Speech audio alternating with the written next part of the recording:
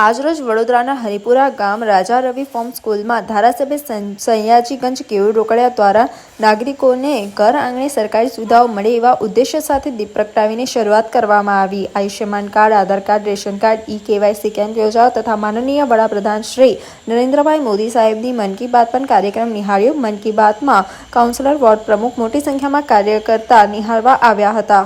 માનनीय વડાપ્રધાન નરેન્દ્રભાઈ મોદી દ્વારા વિકસિત ભારતની સંકલ્પના કરવામાં આવી અને એનો મૂળ પાયો સરકારની બધા યોજનાનો લાભ લોકોને ઘર સુધી પહોંચે અને એના માધ્યમથી જીવન ધોરણ દરેકનું સુધરે અને વિકસિત ભારતની સ્વપ્ન સાકાર થાય।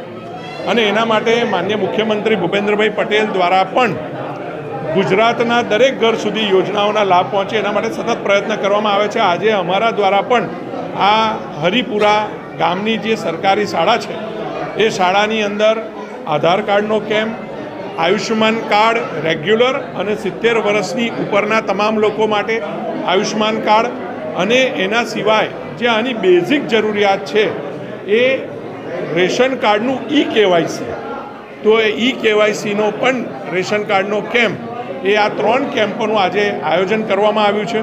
આ કેમ્પના માધ્યમથી દરેક વ્યક્તિ જે સરકારનો 5 લાખનો મેડિક્લેમ છે એ પ્રાપ્ત થતા અને ગુજરાતમાં તો 10 લાખ, કેન્દ્ર સરકારના 5 લાખ અને માનનીય મુખ્યમંત્રીએ વધુ 5 લાખ આપવાની જાહેરાત કરી છે, ત્યારે 10 લાખનું આયુષ્યમાન કાર્ડ નીકળશે અને એનાથી એમને પડતો જે વધારાનો ખર્ચ છે એ પણ દૂર થવાનો છે।